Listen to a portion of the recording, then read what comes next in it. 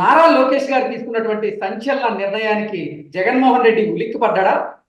నారా లోకేష్ గారు తీసుకున్నటువంటి నిర్ణయం వల్ల జగన్మోహన్ రెడ్డికి ముచ్చెమటలు పడుతున్నాయా అంటే అవునని సమాధానం ఇస్తున్నారు కొంతమంది రాజకీయ విశ్లేషకులు. ఇక ఇదే అంశానికి సంబంధించి మనతో మాట్లాడేందుకు ప్రముఖ టీడీపీ లీడర్ ఉప్పలపాటి శ్రీనివాస్ చౌదరి గారు మనతో ఉన్నారు. ఆయనతో మాట్లాడు. సార్ నమస్తే అండి. నారా లోకేష్ గారు తీసుకున్నటువంటి సంచలన నిర్ణయానికి జగన్మోహన్ రెడ్డికి ఉలిక్కిపడ్డా? నారా లోకేష్ గారి నిర్ణయం వల్ల జగన్మోహన్ రెడ్డికి ముచ్చెమటలు పడుతున్నాయా? విశాఖ స్టీల్ ప్లాంట్ ని మేము కొంటామంటూ నారా లోకేష్ గారు చెప్పడంతో జగన్మోహన్ రెడ్డి వెన్నులో వణుకు పుడుతుందా అంటే ఏం చెప్తారు సార్?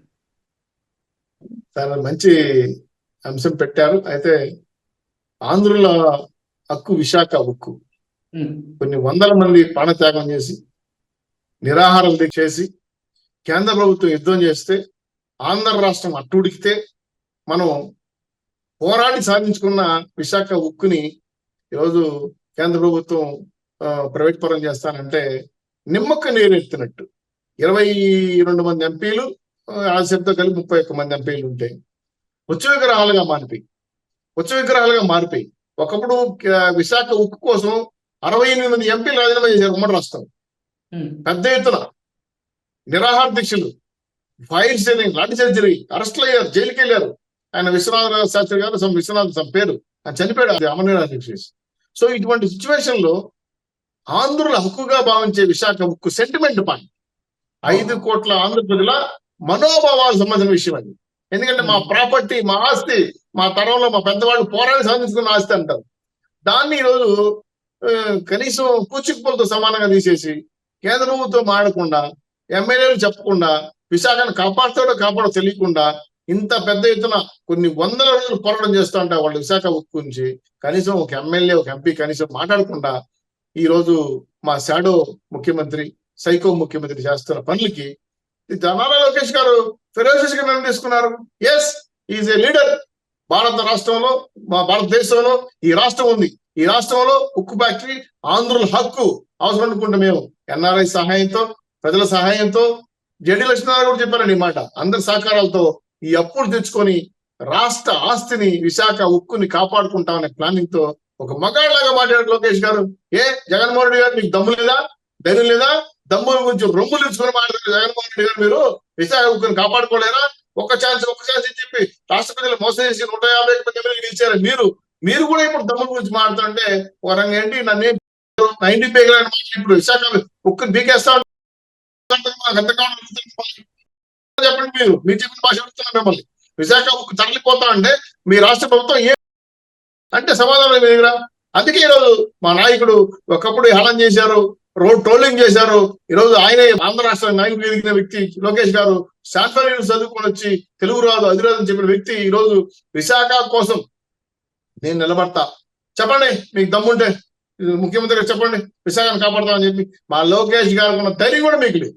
ఈ సిచ్యువేషన్ లోకేష్ గారు తీసుకుని నేనే కాదండి, రాష్ట్ర ప్రజలు ఆశిస్తున్నారు, విశాఖ ఉక్కు కార్మికులు ఆశిస్తున్నారు, విశాఖ ఆనుకొని సబ్లింక్ అయిన పరిశ్రమలు ఉన్నందుకు కూడా బాధపడుతున్నారు. వాళ్ళ కళల్లో అవునా, అయ్యో ఇటువంటి అవకాశం వస్తే మా ఉపాధి అవకాశాలు కోల్పోము, మా జీవితాలు బాగుంటాయి అనుకుంటున్నారు. సార్ మీకు తెలుసో తెలీదు, ఉమ్మడి రాష్ట్రంలో హైదరాబాద్ తర్వాత అత్యంత ట్యాక్స్ పేయర్స్ ఉన్నది విశాఖపట్నం. ఉమ్మడి రాష్ట్రంలో బాగా డెవలప్మెంట్ సిటీ విశాఖపట్నం. అక్కడ అభివృద్ధి కార్యక్రమాలు అదేవిధంగా ఉంటాయి. మనకు సముద్ర తీరంలో ఈ ప్రభుత్వాన్ని ప్రాంతాన్ని అభివృద్ధి చేయాల్సిన ముఖ్యమంత్రి గారు ఆయన విలాసాల కోసం 5 కోట్లు ఖర్చు పెట్టి రుషికొండను బొడు కొట్టి నిన్న గెస్ట్ హౌస్ కొట్టుకున్నా అని చెప్పి తెక్కమాలి పనులు చేస్తాడు. నాకు అర్థం కలిసి ముఖ్యమంత్రి గారు, ఈయన ముఖ్యమంత్రి గారా, ఈయన దమ్ముల గురించి మాట్లాడతాడా, ఈయన నాయకులు మాట్లాడతాడు, నాకు అర్థం కావట్లా. నాకు ఈ విషయం ఏంటంటే వీళ్ళకి లాభాలు వస్తే ఒక మాట, వీళ్ళకి లాభాలు రాలేదంటే ఇంకో మాట. అంటే విశాఖ ఉక్కులో కూడా వీళ్ళు వాడాలంటే నాకు అర్థం కావట్లేదు. అక్కడ భూములండి రాజులు కొన్ని పేరు గుర్తు రావట్లేదు కాబట్టి 6,000 ఎకరాలు ఇచ్చారు, రైతులు ఇచ్చారు. ఆ చుట్టుపక్కల రైతులకు కొన్ని 22,000 ఎకరాల భూములు ఉన్నాయి. వాటి ఖరీదు దాదాపు ఇంచుమించు 1,65,000 కోట్ల రూపాయలని ప్రభుత్వం అంచనా వేసింది రమానా. మీకు ఒక్కొక్క ప్లాంట్ 3 ప్లాంట్ గా డివైడ్ చేసి ఉత్పత్తి చేసిన ప్రపంచంలోనే మీకు తెలుసు అత్యంత నాణ్యమైన స్టీల్ విశాఖ ఉక్కు. జపాన్, జర్మనీ, కొరియా తర్వాత ఇంత బ్రహ్మాండమైన స్టీల్ ఫ్యాక్టరీలో మీకు సిగ్గు లేదని ఆంధ్రప్రదేశ్ గవర్నమెంట్కి ఒక లోడు కొన్నారా? విశాఖ గురించి చెప్పండి చూద్దాం. విశాఖ మీరు లాభాల పరిస్థితులు నడపాలనుకుంటే విశాఖ స్టీలు గవర్నమెంట్ కాంట్రాక్ట్స్ కొనమని చెప్పండి, గవర్నమెంట్ బంగ్లాలు ఉపయోగించండి. చాలా టెండర్లు వేస్తారు కదా, మరి విశాఖ ఉక్కు లాభంలో పోయేది కదా. అంతెందుకండి ఐరన్ ఓర్ ఖండించుకోలేకపోయినంత వరకు నువ్వే ముఖ్యమైన నాకు అర్థం కావడం లేదు. మా విశాఖకి ఐరన్ ఓర్ లేదండి. ఎట్టొస్తుంది ఐరన్ ఓరు? ఇస్తామన్న వాళ్ళు అన్యాయాలు అక్రమాలుగా చేసి హైదరాబాద్ చీలిపోయిన తర్వాత మనకు అన్ని ఐరన్ ఓర్ రావట్లా, పక్కన ఛత్తీస్గఢ్ ఇవ్వట్లా. నువ్వు 50-150 మంది ఎమ్మెల్యేలు, 30 మంది ఎంపీలు మాట్లాడుకుంటే పరిగెత్తే ఢిల్లీకి వెళ్ళి 136 బిల్లులు ఆమోద ముద్ర వేసావు కదా. విశాఖపట్నానికి ఓరు సంపాదించుకోలేని ముఖ్యమంత్రి నువ్వు ముఖ్యమంత్రిరా? నువ్వు ఏం సాధించి స్టీల్ ప్లాంట్ సంబంధించి దీని గురించి మాట్లాడారండి. అది ఢిల్లీ పోయి ఓ రోజు ప్రదర్శన చేశాడంట, ధర్నా చేశాడంట. చిత్రమైన మాటలు మాట్లాడు. ఇవన్నీ నాకు అర్థం కావట్లేదు జగన్మోహన్ రెడ్డి గారు. నేను ఒక మాట చెప్తానండి, మీరు ముఖ్యమంత్రిగా అనర్హులు, ప్రభుత్వం నడపలేరు, పాలన తెలియదు, రాజకీయ అనుభవం లేదు, విజ్ఞానం లేదు. విశాఖ గురించి తెలుసుకోండి. ప్రైవేటీకరణ అడ్డుకునే ప్రయత్నం చేయలేదు. అది చేయలేండి. ఎందుకు చేస్తారు? లాభం లేదు. జగన్మోహన్ రెడ్డి గారి వల్ల దానికి జగన్మోహన్ రెడ్డి గారి వల్ల ఏమీ లాభం లేదు. ఆయనకి వేల కోట్లు మంది అమ్మితే డబ్బులు వస్తాయి, ల్యాండ్ అమ్మితే డబ్బులు వస్తాయి, ఇసుక అమ్మితే డబ్బులు వస్తాయి, ఇట్లాంటి ల్యాండ్ శాండ్ గనులు అమ్మేస్తే డబ్బులు వస్తాయి. ఇట్లాంటి వల్ల ఇప్పుడు మీరు విశాఖ ఉక్కు గురించి పట్టించుకోలేదు, విశాఖలో లాటరైన్స్ గురించి పట్టించుకున్నాడు. దోసేస్తున్న లాటరైన్స్ తెలుసా మీకు? విశాఖ బీచ్ సైడ్ దొబ్బేస్తున్నాడు 1 లక్షల కోట్లు. విశాఖలో లాటరైన్స్ తినేస్తున్నాడు, విశాఖ బీచ్ శాండ్ తినేస్తున్నాడు.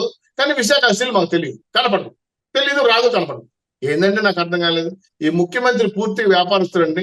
ఈయనకి రాష్ట్ర ప్రయోజనాలు, రాష్ట్ర ఆస్తులు అవసరం లేదు. నా ఖజానా నిండిందా, నా కడుపు నిండిందా, నేను బాగున్నానా, నా కుటుంబం బాగుందా? ఆ కుటుంబం కూడా పలాకుల పాలు అయిపోయింది. ఇటువంటి సిచ్యువేషన్ లో ఈయన విశాఖ స్టీల్ ని కాపాడే పరిస్థితి లేదు కాబట్టి, జగన్మోహన్ రెడ్డి గారు ప్రభుత్వం చేయలేదు కాబట్టి, తెలుగుదేశం పార్టీ మా నాయకుడు ముందుకు వచ్చాడు. విశాఖ స్టీల్ ని కాపాడుకునే బాధ్యత మాది, ఎవరు వస్తారు చూస్తా, మేమే కొంటాం, ఎంత తప్పున్నా తీరుస్తాం, ప్రజలు జోడు కట్టుకుని అడుకుంటాం, కావాలంటే మా హక్కును మా ఆస్తిని మేము రక్షించుకుంటామని చెప్పి ఒక నాయకుడు ముందుకు వచ్చినాడంటే రాష్ట్ర ప్రజలందరూ కూడా ఒకసారి ఉలిక్కిపడ్డారు. జగన్మోహన్ రెడ్డి గారి పంచులు తెలిసిపోయినాయి. జగన్మోహన్ రెడ్డి గారు ఎమ్మెల్యే అయ్యే ప్రాంతంలో ఎమ్మెల్యేలు కూడా భయపడిపోతున్నారు, వాడు ఓడిపోతాడు భయం వాళ్ళకి. సో కాబట్టి ఈ సిచ్యువేషన్ లో రాష్ట్ర పరిస్థితులు కూడా ఆర్థికంగా కూడా దెబ్బతింపినాయి. కాబట్టి జగన్మోహన్ రెడ్డి గారు తెలుసో తెలియకో ఏం చేశాడో తెలియట్లేదు, కానీ ఈ ప్రభుత్వాన్ని పూర్తిగా సర్వనాశనం చేశాడు. అందుకే ఈ రోజు కొత్తగా పరిశ్రమలు రావట్లా, విశాఖలో రావట్లే, ఆంధ్ర రాష్ట్రం రావట్లే, ఉపాధి అవకాశాలు లేవు, కేంద్ర ప్రభుత్వం నిధులు సరిగా రావట్లే, అభివృద్ధి లేదు, లబ్ధి లేదు, సంక్షేమం లేదు, రాజధాని లేదు. అన్ని రకాలుగా రాష్ట్ర ప్రభుత్వాన్ని ఏ విధంగా కుక్కలు చెప్పిన సిరాకు చేసిన జగన్మోహన్ రెడ్డి గారికి మళ్ళీ ఫ్యాన్ స్విచ్ వేస్తారంటే జనం లేచిన పరిస్థితి లేదు. ఈయన ఇంకా గొర్రెల కాపరిగా ఉండొచ్చు అనేది రాష్ట్రపతి ఉద్దేశం. ఎందుకంటే దేవుడు బిడ్డ యేసు బొమ్మలు వేసుకున్నాడు కాబట్టి, దేవుడు యేసు ప్రభు ఆయన, నేను వ్యక్తిగతంగా మాట్లాడడం కాదు కానీ గొర్రెల కాపరిగా ఉపయోగపడతాడని డౌట్ వస్తుంది. నాకు అర్థం కావట్లేదు. ఎందుకంటే ఏమి చేయలేదు ముఖ్యమంత్రి, ఇంకా అతను చేసుకుని బతుకుంటాడని ఆలోచన. కాకపోతే రాష్ట్రాన్ని దాచుకున్న డబ్బులు ఇంకా రాష్ట్రపతి క్షమించరండి, ఖచ్చితంగా మీ దగ్గర తీసుకుంటారు. 100% మీకు తగిన ఫలితం, శిక్ష అనుభవిస్తారు. ఇది తప్పు. విశాఖ ఉక్కును కాపాడుకోవాలని ప్రభుత్వం, ఈ దంతక ప్రభుత్వం అవసరం లేదు. అందుకే జగన్మోహన్ రెడ్డి గారిని ఓడిస్తున్నారు. ఇది చాలా కీలకమైన నిర్ణయం. దీంట్లో లోకేష్ గారు తెగింపు, లోకేష్ గారు ముందు చెప్పు, లోకేష్ గారు విజన్ రాష్ట్రపతి గుర్తించారు. అందుకే దాన్ని ఆయుపట్టు లాంటి విశాఖ ఉక్కు ఫ్యాక్టరీని మనం కాపాడుకోవాలని లోకేష్ గారు వేసిన అడుగు ముందడికి రాష్ట్ర 5 కోట్ల ప్రజలు ముందు సరి సమానంగా అడిగేస్తున్నారు. నిలబడతారు, కాపాడుకుంటాం, రక్షించుకుంటాం.